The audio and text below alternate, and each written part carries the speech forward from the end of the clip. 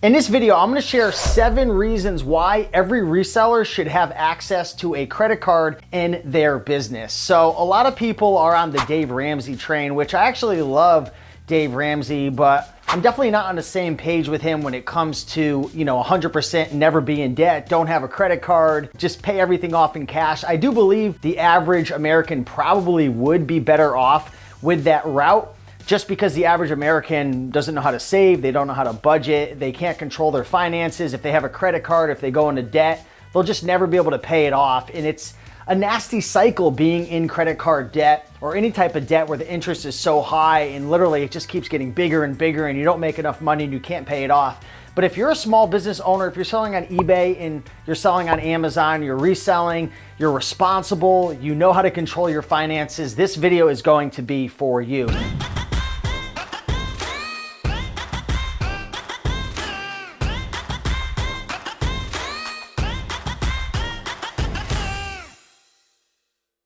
In this video, let's talk about the 7 reasons why I believe every reseller should have a credit card. Number 1, cashback. When you use your credit card, whether it's at a thrift store or it's on tools or supplies, office supplies, travel, meals and entertainment, whatever it is in your business, you can literally get cash back. Now there's different credit cards out there. The 2 credit cards that I use, and I'm definitely no credit card expert, so be sure to do your research. I have American Express Gold card and then I have a Chase Ink card. So they both have different benefits and whatnot. I'm not gonna sit here and bore you with all the details, but there's different rewards and points and all different things that I'm gonna talk about that I get to benefit from when I use a credit card. So for every $100 I spend, sometimes I'll save upwards to $2 on that transaction just for using a credit card. Now, one thing I wanna mention about a credit card is with most credit cards, you have 30 days to pay off the balance without being charged interest. So what I like to do is I like to rack up my expenses and then at the end of the month, I pay it off in full. So again, I'm able to benefit from the cashback, the points, the different things I'm gonna discuss without having to pay any interest. So that's the magical thing about this. If you do not pay it off in full, you're gonna pay typically outrageous interest on the money that you borrowed. So you wanna avoid this at all costs. So I just wanna put that out there up front. Number 2, points. There's different credit cards out there that will give you more points, which are essentially like rewards for spending money on gas or business. For example, in one of my businesses, the Book Business Blueprint, we spent well over $200,000 on Facebook and Google ads. And right now we have close to 1 million points on our American Express. Remember before how I was like, I'm not an expert? I honestly I need to learn. I'm actually looking for some tips and trying to find some experts, maybe someone I could hire to help me with how to utilize all these points that we have, because literally we've just been stacking them up and haven't been using them. So when it comes to how to use your points, how to leverage the credit cards, I'm not the guy for you, but I'm just gonna share some more of the benefits for why you'd wanna use a credit card versus just using cash, okay? So points is great. You can use it for travel, you can use it for airlines, and a lot of times they'll give you more bang for your buck to be able to use the points versus using cash. So there's a lot of benefits there. Again, I need to learn more about it, but that's why I like to use a credit card. Number 3, building your credit. Every time you pay off your bill, you are building your credit. Now you might be thinking, well, why is credit important? Maybe you're a younger guy or younger girl and you're like, I don't need credit. It doesn't matter.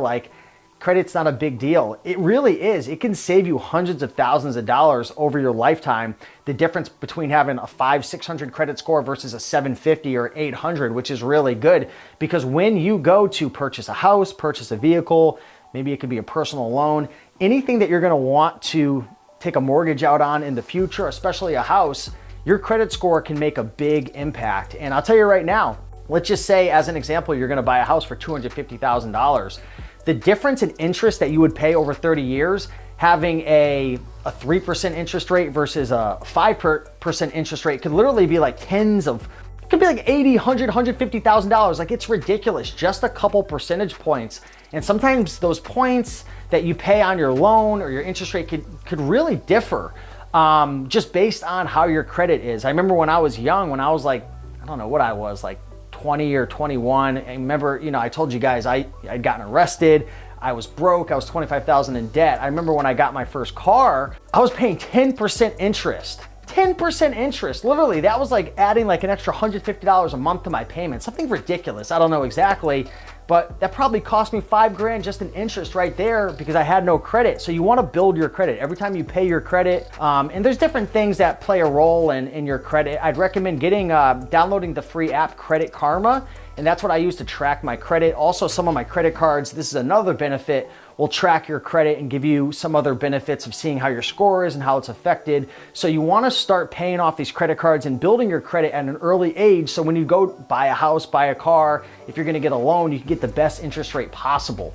Number 4, this is huge. The biggest mistake that most resellers make when they're new to reselling is they're commingling all of their income and their expenses.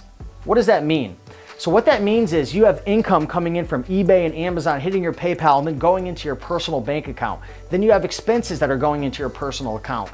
Then you're paying things and you're having money come in and out of your personal. You're commingling everything in a personal account. That is a big no-no when it comes to bookkeeping. And when you go to sit down with your accountant or your tax professional, they're gonna wanna smack you if you do that. Trust me, I made that mistake. So you wanna make sure to have separate bank accounts. Your income and expenses are all separated in different accounts, and you want to have different credit cards as well.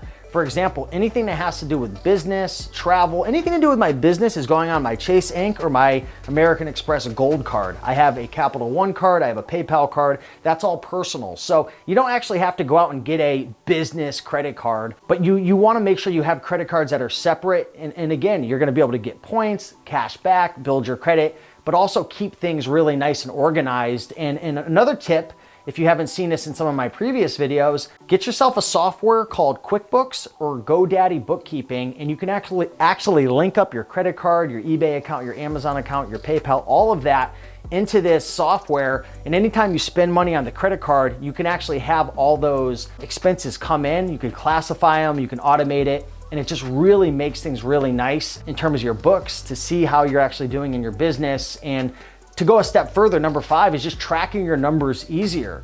When you're spending cash on everything, it's kind of hard to keep track of what did I spend on, tools and supplies? What did I spend on cost of goods? What did I spend on office stuff or my rent or any of this stuff? And it doesn't really leave a paper trail. So you can't really reverse engineer like what happened. It's like you have to go based on memory and you have receipts. That's what I used to do. I used to pay cash for everything. And then I'd have all these poly bags. I used to put like a little F&SKU label over it and I would write like gas or I'd write like office supplies. And I had to keep it all organized. And let's just say that I pretty much failed and it wasn't good. So having a credit card can help you to keep track of things and organize things. And again, you can integrate your credit card to your, your bookkeeping software like QuickBooks or GoDaddy Bookkeeping, and then you can keep things organized and nicely. It's a system I highly recommend every reseller sets up, and trust me, you'll thank me later. Number 6, another benefit of using credit cards is travel and purchase protection. There's also different rewards that you can gain as well. Like with my American Express Gold, I think it's like $100 a quarter or something like that to use on Uber, which is a great benefit. If you get your bags or if you get something stolen, it's like $600 protection. Sometimes, like if you were to get in an accident with a rental car, your credit card could benefit you. There's also like lounges at airports and different things like that. So these are some of the benefits. Now again, I'm not a credit card expert, so I'm just trying to give you like an overview, but there's different credit cards that have different benefits and whatnot and rewards and all that. And there's whole communities on YouTube. I really need to learn more about it. Like there's, people who credit card hack. And another benefit as well, I just got my Chase Inc. Credit card about a year ago. I was just using the American Express Gold, and before that I was actually using Capital One, but then I switched it to personal.